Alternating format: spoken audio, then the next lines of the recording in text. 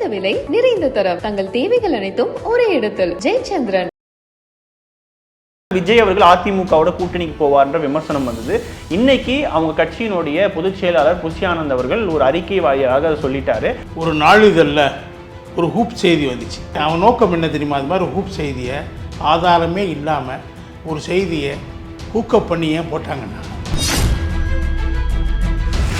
அதிமுகவோட கூட்டணி யாரும் வந்துடக்கூடாது, அதுதான் பாஜகவுடைய நோக்கம். அப்போ தான் அவங்க தங்களோட வருவாங்கன்னு அவங்க நினைக்கிறாங்க.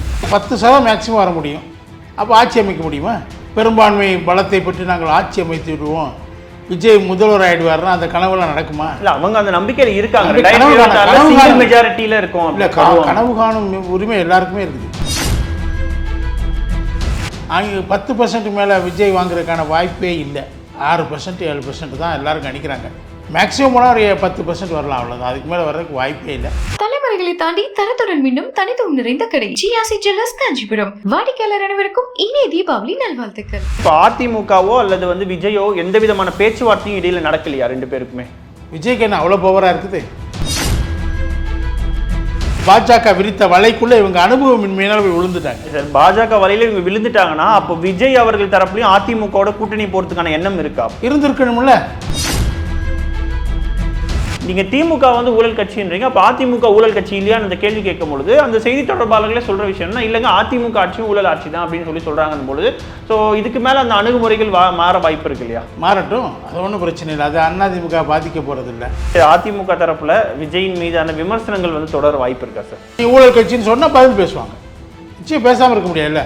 ரியாக்ட் பண்ணதான், யார் பேசினாலும் ரியாக்ட் பண்ணுவாங்க.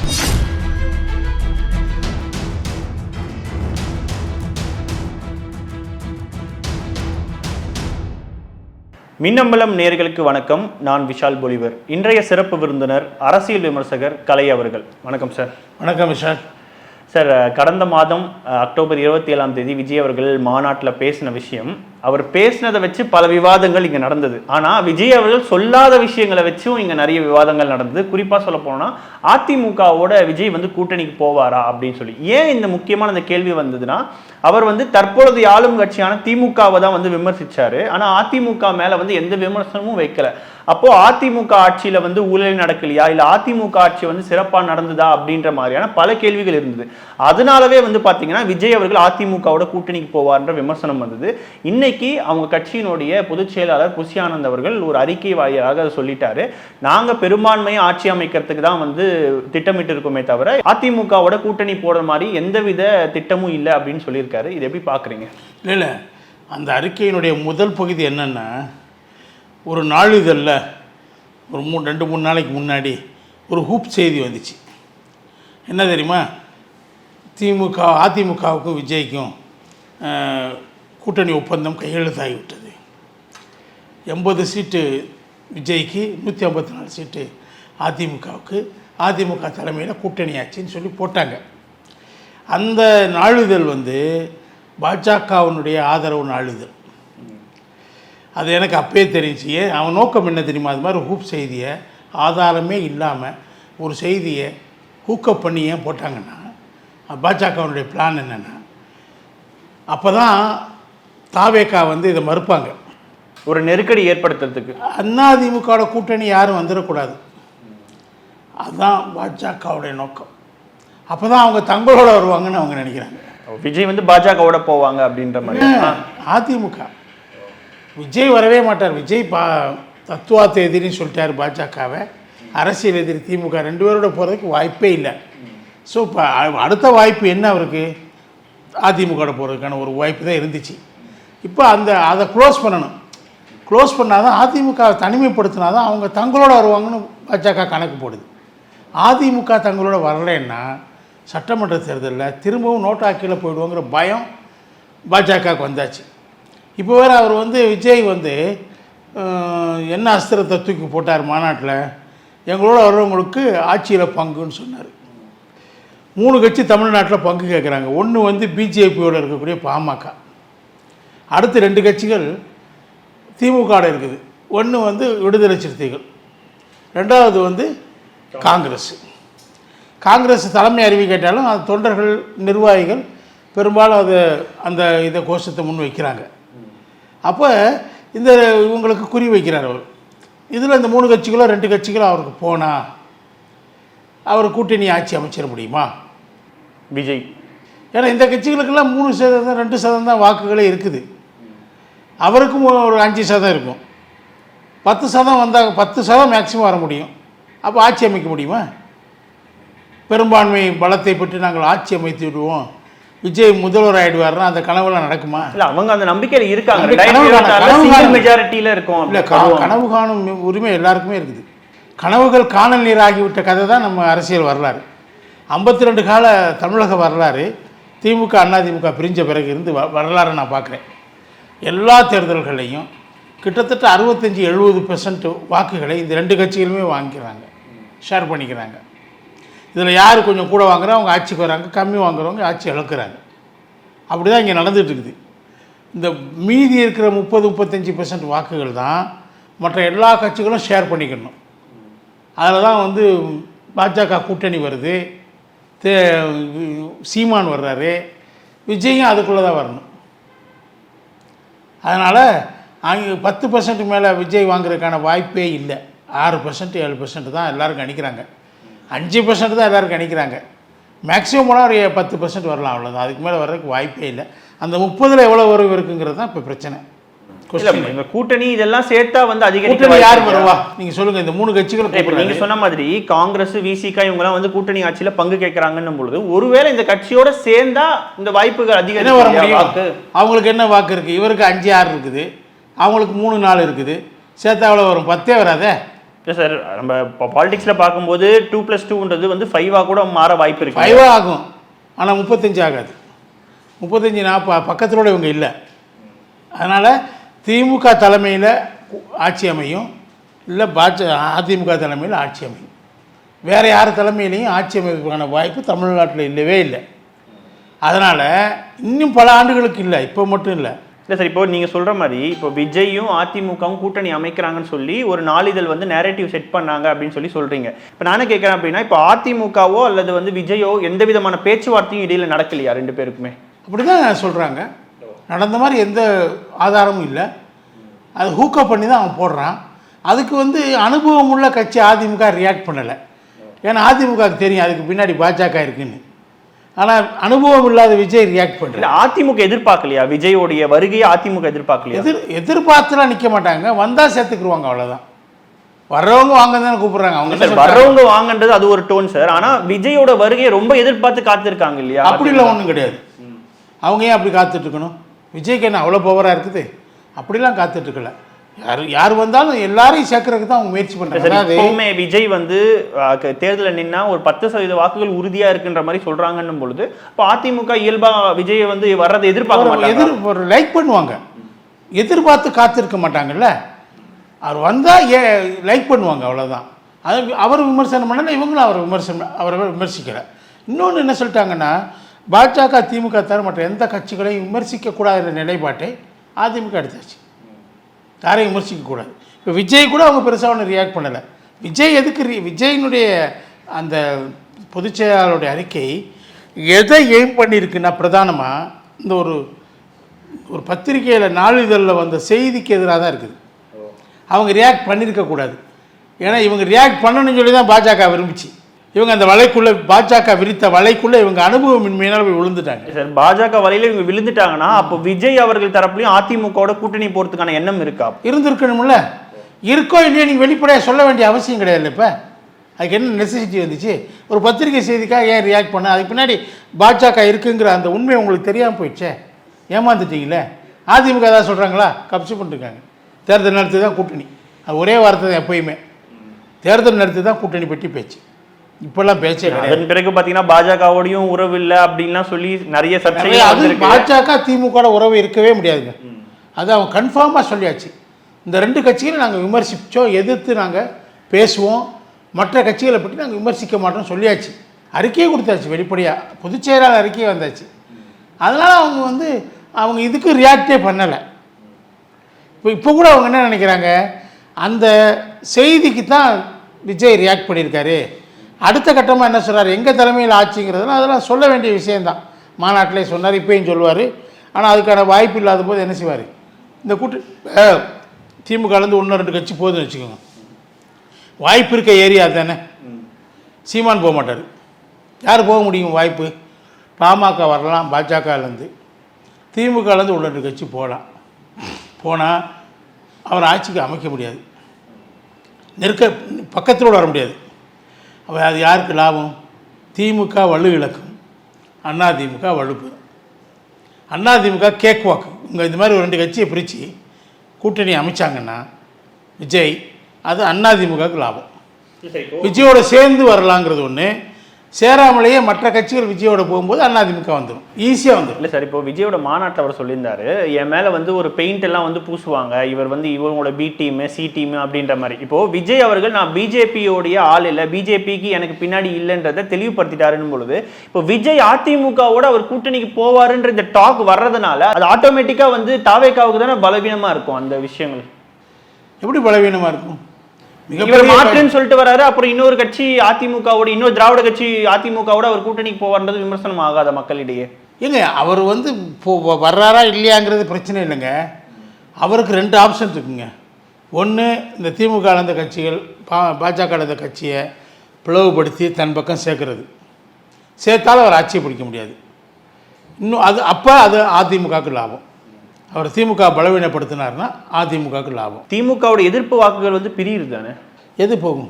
விஜயோட போச்சு அப்படின்னா பிரியுது தானே அர்த்தம். எந்த கட்சி கூட்டணி போதோ அந்த கட்சியினுடைய வாக்குகள் தான் போகும். அதெல்லாம் இங்கே நீங்கள் தமிழ்நாட்டில் என்ன புரிஞ்சுக்கணுன்னா, இப்போ திமுக கூட்டணி பலமாக இருக்குதுன்னு சொல்கிறாங்க. கூட்டணி பலத்தினால தான் திமுக தொடர்ந்து 4-5 தேர்தல்களில் தொடர்ந்து ஜெயிச்சிட்ருக்கிறதுக்கு காரணம் கூட்டணி பலம்ங்கிறாங்க. இது தப்பு. அது ஒரு தப்பான பொய்யுரையை மீண்டும் மீண்டும் பேசிக்கிட்டே இருக்கிறாங்க. உண்மை என்னென்னா, கூட்டணிகளுக்கு எந்த பலமும் கிடையாது. திமுக கூட்டணி இருக்க கட்சினா ஒன்றரை கட்சிங்க. அதாவது 1%, 1.5%, 3%, 0.5%, 0.25% இருக்க கட்சிகள் தான் அங்கே இருக்குது. இல்லை சார், புரியுது. இப்போ காங்கிரஸ்க்கு 5% இருக்குது அப்படின்னா அந்த காங்கிரஸோடைய வாக்குகள் மட்டும் இல்லாமல் மொத்த சிறுபான்மையோட வாக்குகளும் நான் வர்றேன். காங்கிரஸுக்கு வந்து 3.8 தான் தனித்து நின்று வாங்கினது. 2014 4%. இல்லை, அது முன்னாடி ரொம்ப நாள் முன்னாடி. இப்போ என்னாச்சு? அரிப்பு ஏற்பட்டு காங்கிரஸுடைய வாக்கு வங்கி 41% காமராஜர் இருந்து அது 4% குறைஞ்சி, இப்படி கழுது தெரிஞ்சு கட்டெரும்பு தெரிஞ்சு இப்போ சித்தெரும்பு ஆகிட்டு இருக்குது. இன்னும் குறைஞ்சிட்டே போகுது. அவங்களுக்கு இங்கே ஆக்டிவிட்டீஸே கிடையாது. அதனால் நீங்கள் வந்து இப்போ காங்கிரஸ் வந்து நானே சொல்கிறேன், திமுக கூட்டணி ஜெயிக்கிறதுக்கு காரணம் என்னென்னா 2 ஃபேக்டர்ஸ். ஒன்று வந்து சிறுபான்மையினருடைய வாக்கு 60 லட்சம் தமிழ்நாட்டில், அதில் 40 லட்சம் குறைஞ்சது திமுக கூட்டணிக்கு போகுது. அது எதனால? காங்கிரஸ் இருக்கிறதுனால கிடையாது, பாஜகவோட கூட்டணி சேர்ந்ததுனால. அதிமுக பாஜகவோட கூட்டணி சேர்ந்துச்சு. அதுக்கு முன்னாடி அதுக்கு காங்கிரஸ் இங்கே இருந்தாலும் 4-5% கிடைச்சிட்டு இருந்துச்சு மைனாரிட்டி வாக்கு. நான் 2014 கிடைக்கலையே திமுகவுக்கு. 2014 நம்ம பார்க்கும் பொழுது திமுக தனியாக நின்னாங்க, அதிமுக தனியாக நின்னாங்க, பாஜகவும் தனியாக நின்னாங்க, காங்கிரஸ் தனியாக நின்னாங்கன்னு போது அன்றைக்கு அந்த சிறுபான்மை வாக்குகள் மொத்தமாக திமுகவுக்கு வரல. கிடைக்கலன்னு சொல்ல முடியாது, ஃபுல்லாக வரல, அவ்வளோதான். காங்கிரஸ் கொஞ்சம் போயிருக்கு, இவங்களுக்கு கொஞ்சம் போயிருக்கும், அவ்வளோதான். ஆனால் அதிமுக பாஜகவோட சேர்ந்த பிறகு 40 லட்சம் வாக்குகள் அவங்களுக்கு போகுது. அதே மாதிரி அரசு ஊழியர்கள், ஆசிரியர்கள், இவங்க பழைய பென்ஷன் திட்டத்தை கொடுக்குறேன், எல்லா சலுகைகளையும் வாக்குறுதி கொடுத்தாங்க. 2021 தேர்தலில் அவங்க என்ன பண்ணாங்கன்னா, அவங்களுக்கு 17 லட்சம் பேர், அவங்க வீட்டில் ஒரு 2 பேர் சேர்த்தா 51 லட்சம் வாக்குகள் அவங்ககிட்ட இருக்குது. அவங்க ஒரு 30-40 லட்சம் வாக்குகளை அவங்க திமுக போட்டாங்க. ஸோ இந்த 80 லட்சம் வாக்கு, 70லேருந்து 80 லட்சம் வாக்குகள் சிறுபான்மையினரிடமிருந்தும் அரசு ஊழியர்கள், ஆசிரியர்களிடம் வந்து திமுக கிடைச்சிருந்துச்சு. ஒரு வாக்கு எண்ணும் போது துவக்கத்தில் எண்ணப்படும் போதே துவக்கத்திலேயே திமுக 70 லட்சம் 80 லட்சம் லீடில் இருக்குது. அதிமுக அப்பயே பின்தங்கி இருக்குது. அதிமுக என்ன செய்யணும்? அந்த 70-80 லட்சத்தை கேட்சப் பண்ணணும். அதுக்கு பின்னாடி தான் லீடு காட்டணும். இது upskill task for any party. அவ்வளோ ஈஸியாக செய்ய முடியாது. அதனால தான் திமுக கூட்டணி ஜெயிச்சுட்டு இருந்துச்சு. இப்போ இந்த 2 ஃபேக்டர் அவுட் ஆகுது. ஒன்று, அரசு ஊழியர்கள், ஆசிரியர்கள் சொல்லிட்டாங்க, நாங்கள் திமுகவை எதிர்கட்சியில் உட்கார வைப்போம்னு சொல்லிட்டாங்க, ஸ்டேட்மெண்ட்டே கொடுத்துட்டாங்க. அடுத்து மைனாரிட்டிஸ் வந்து திமுக மேலே, இப்போ அதிமுக மேலே அவங்களுக்கு போன தேர்தலில் வரல, ஏன்னா 3 மாதம் தான் ஆச்சு. இவங்க பிரச்சாரம் பண்ணிகிட்டே இருந்தாங்க, கள்ள உறவு திமுகவுக்கும் பாஜகவுக்கும் இருக்குதுன்னு சொல்லி எதிர்கட்சிகள் பிரச்சாரம் பண்ணிகிட்டே இருந்தாங்க. பத்திரிகையாளர்களில் பல பேர் பண்ணிகிட்டு இருந்தாங்க. அதெல்லாம் நம்பினாங்க. இஸ்லாமியர்கள். ஆனால் இப்போ அதிமுக வெகு தூரம் பயணிச்சு 2024 கூட்டணி சேருவாங்கன்னு சொன்னாங்க, சேரலை. தோல்வி கிடைச்சாலும் பரவாயில்லன்னு சொல்லிட்டு சேரலை.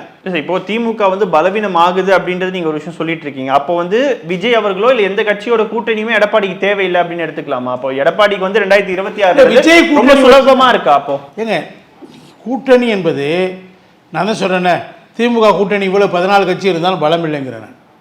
வேற 2 ஃபேக்டர்ஸ் தான் அவங்க உதவி செஞ்சுட்டு இருக்குது.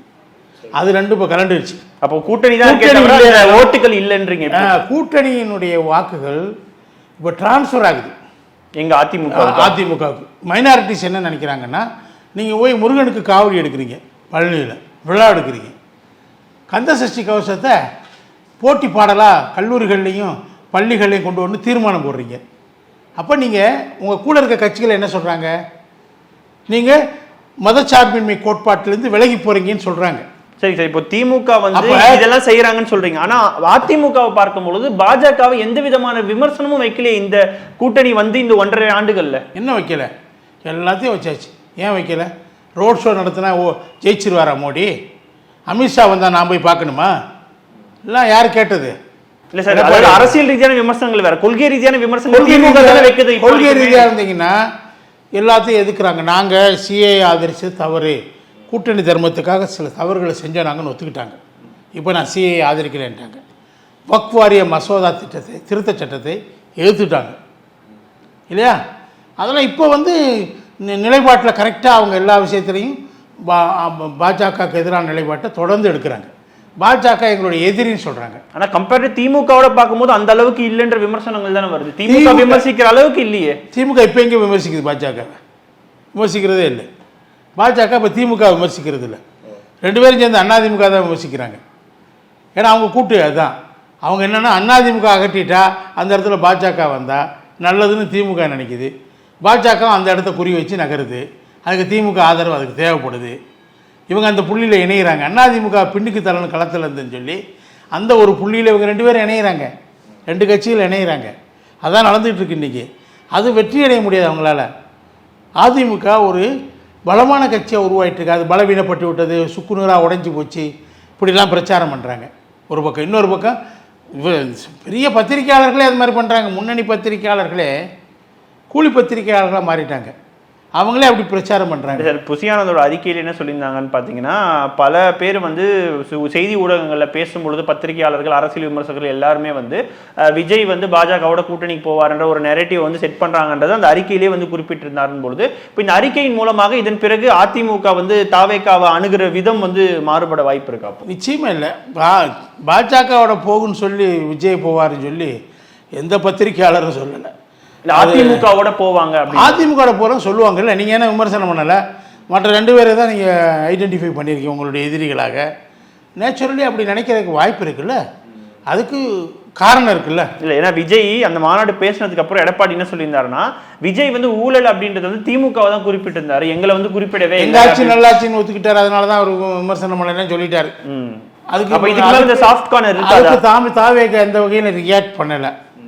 சாஃப்ட் கார்னர் இருக்கத்தானே. அவங்க செய்தி தொடர்பாளர்கள் பேசும்பொழுது ஏன்னா நிறைய பேர் என்ன விமர்சனம் வச்சிருந்தாங்கன்னா, நீங்க திமுக வந்து ஊழல் கட்சின்றீங்க, அப்ப அதிமுக ஊழல் கட்சி இல்லையான்னு அந்த கேள்வி கேட்கும் பொழுது அந்த செய்தி தொடர்பாளர்களே சொல்ற விஷயம்னா, இல்லைங்க அதிமுக ஆட்சியும் ஊழல் ஆட்சி தான் அப்படின்னு சொல்றாங்க பொழுது, ஸோ இதுக்கு மேல அந்த அணுகுமுறைகள் மாற வாய்ப்பு இருக்கு இல்லையா? மாறட்டும், அது ஒன்றும் பிரச்சனை இல்லை. அது அதிமுக பாதிக்க போறது இல்லை. என்ன, அவங்க வந்து திமுகவையும் பாஜக விமர்சனம் பண்றதுனால இந்த நீங்கள் சொன்னீங்களா அதிருப்தி வாக்குகளை அறுவடை செய்யலான்னு பிளான் பண்ணுறாங்க. அதை விட தீவிரமாக இப்போ களம் எப்படி செட் ஆயிருக்குன்னா, திமுகவுக்கு அதிமுக இடையில களம் செட் ஆயிருக்கு, பாஜகவை காணாமல் போயிடுச்சு. அதாவது இந்த விஜயோட அறிக்கை, அதாவது புசியானதோட அறிக்கைக்கு அப்புறம் சொல்கிறீங்களா? அதுக்கு முன்னாடியே பெரிய அளவுக்கு இவங்க 2 பேரும் டெய்லி சண்டை போட்டுட்ருக்காங்க, ஒருத்தர் தாக்கி பேசிகிட்டு இருக்காங்க. நான் இந்த திட்டத்தை கொண்டு வந்தேன், நீ என்ன திட்டத்தை கொண்டு வந்தேன், விவாதத்துக்கு வான்னு கூப்பிட்றாரு. அப்போ அதெல்லாம் வரும்போது இவங்க தான் செட் பண்ணுறாங்க நேரேட்டிவ். இவங்க 2 பேருக்கு இடையில தாங்க செட் பண்ணுறாங்க. எனக்கு தெரிஞ்சு அதிமுக தலைமை கூட்டணி, திமுக தலைமையில் கூட்டணி, இது 2ல் ஒன்று தான் ஆட்சிக்கு வர முடியும். விஜய் தலைமையில் அமைய போகிற கூட்டணி அமையுமான்னு முதல்ல தெரியல. இந்த 3 கட்சிகள் தான் போக முடியும். இவங்க போவாங்களா தெரியாது. ஆனால் சார், இப்போ எடப்பாடி வந்து பார்த்தீங்கன்னா தேர்தல் நேரத்தில் தான் அந்த கூட்டணி அமையும் அப்படின்னு சொல்லியிருந்தா நீங்கள் சொல்லியிருந்தீங்க. இப்போ புசியானந்த் அவர்கள் விஜய் தரப்புலேருந்து இந்த அறிக்கை வந்து முன்னாடியே இந்த அறிக்கை கொடுத்ததுனால வந்து அப்போ இதுக்கு மேலே ஒரு கூட்டணிக்கு போனால் அது விஜய்க்கு வந்து பாதிப்பு ஏற்படுத்தும் இல்லையா? அப்படிலாம் ஒன்றும் இல்லைங்க அரசியலில். நாள் வரைக்கும் நாமினேஷன் தாக்கல் பண்ணுற வரைக்கும் ஒரு கட்சியில் இருக்கிறாங்க கூட்டணியில், அடுத்த நாள் மாறுறாங்க. இல்லை சார், அது இத்தனை நாளாக வந்த கட்சிகள் வேறு. நான் வந்து மாற்றத்தை கொடுக்குறேன் அப்படின்னு சொல்லி விஜய் சொல்லி சொல்கிறவங்களாம் மாற்றத்தை கொடுக்குறது இல்லை. அப்படிலாம் சொல்கிறதா வர்றாங்க. பாஜக அப்படி தான் வந்துச்சு. எல்லாத்துக்கும் நாங்கள் மாற்றுனாங்க, ஆல்டர்னேட்டிவ். நாங்கள் என்ன விஜய் ஆல்டர்னேட்டிவ் சொல்லல, அவர் நாங்கள் முதன்மைங்கிறார். ஆமாம், ஆல்டர்னேட்டிவ் இல்லைங்கிற. நாங்கள் சிங்கிள் மெஜாரிட்டியில் வரோம் அப்படின்னு. ஆமாம், நாங்கள் தான் ஃபஸ்ட்டுங்கிறார். அவர் சொல்லட்டும், சொல்கிறேன். எல்லாருக்கும் உரிமை இருக்குது. ஜனநாயகத்தில் என்ன வேணாலும் பேசலாம். மக்களில் தீர்மானிக்க போகிறாங்க என்ன. இதை விட பெரிய கூட்டத்தை விஜயகாந்த் காட்டினார். அவர் எங்கே போய் முடிஞ்சாருன்னு தெரியும். ரஜினி தான் புத்திசாலித்தனமாக அரசியலில் 10-15% மேலே வாங்க முடியாது, வேணாம் நான் ஆட்சிக்கு வர முடியாதுன்னு சொல்லிட்டு ஓடி போயிட்டார் கெட்டிக்காரத்தனமாக. இவங்கெல்லாம் சூடு வாங்கிக்கிறவங்க. எம்ஜிஆரை பார்த்து சூடுபட்டவங்க சினிமாவில், தமிழ் சினிமாவில் ஏராளமாக இருக்காங்க. அது கமலஹாசன் வரைக்கும், சிவாஜி வரைக்கும், கமலஹாசன் வரைக்கும். இப்போ புதுசாக விஜயாவில் என்றார் சூடு வாங்குறதுக்கு அவர் தயாராக உள்ளே போகிறார் கேலரி. ஸோ இதுக்கு மேலே வந்து அதிமுக தரப்பில் விஜயின் மீதான விமர்சனங்கள் வந்து தொடர வாய்ப்பு இருக்கா சார்? பெருசாக அவங்கள விமர்சித்தா பதிலுக்கு விமர்சிப்பாங்கங்க. அவங்க நிலைப்பாடு எடுத்துட்டாங்க. திமுக பாஜக தவிர மற்றவங்களை விமர்சிக்க வேணாங்கிற நிலைப்பாடு எடுத்துட்டாங்க. ஒருவேளை விமர்சிச்சா நீ ஊழல் கட்சின்னு சொன்னால் பதில் பேசுவாங்க. நிச்சயம் பேசாமல் இருக்க முடியாதுல்ல. ரியாக்ட் பண்ண தான், யார் பேசினாலும் ரியாக்ட் பண்ணுவாங்க. மற்றபடி அவங்க காத்துட்டு இருக்க வேண்டிய அவசியம் இல்லைங்க. அது பெரிய கட்சிங்க. அதுவும் திமுகலாம் பெரிய கட்சிங்க. அது அதிமுக திமுகவோட பெரிய கட்சி. தனிப்பட்ட முறையில் நின்னாங்கன்னா அவங்க தான் வருவாங்க என்ன. அதனால் இன்னொன்று இந்த மைனாரிட்டிஸ், அவங்க இப்போ மைனாரிட்டிஸ் அவங்க பக்கம் கண்டிப்பாக போக ஆரம்பித்தாச்சு, நகர தொடங்கியாச்சு. அதே மாதிரி ஆசிரியர் அரசு ஊழியர் போயாச்சு ஏற்கனவே. அந்த பக்கம் நகர்ந்து போயிட்டாங்க, இங்கே போய் சேர்ந்துட்டாங்க, கரை சேர்ந்துட்டாங்க. இங்கே இல்லை. இதெல்லாம் அவங்களுக்கு பலம். இதுதான் பலம். விஜய் வந்தால் பெரிய பலம் கிடையாது. விஜய் ஒரு 40 லட்சம் ஓட்டு வாங்கிட்டு வருவார். மைனாரிட்டிஸ் இவங்க மூவ் ஆனால் அது 50 லட்சம் ஓட்டு அங்கே வந்துடும். வெற்றி உறுதி. நிச்சயமா சார். மின்னம்பலம் நேயர்களுக்காக பல்வேறு கேள்விகளுக்கு நீங்கள் ஆழமாக பதில் தந்தமைக்கு நன்றி சார். நன்றி. குறைந்த விலை, நிறைந்த தரம், தங்கள் தேவைகள் அனைத்தும் ஒரே இடத்தில். ஜெயச்சந்திரன். தலைமுறைகளை தாண்டி தரத்துடன் மீண்டும் தனித்துவம் நிறைந்த கடை ஜிஆர்சி ஜுவல்லர்ஸ் காஞ்சிபுரம். வாடிக்கையாளர் அனைவருக்கும் இனிய தீபாவளி நல்வாழ்த்துக்கள். மின்னம்பலம்.com தமிழின் முதல் மொபைல் பத்திரிகை.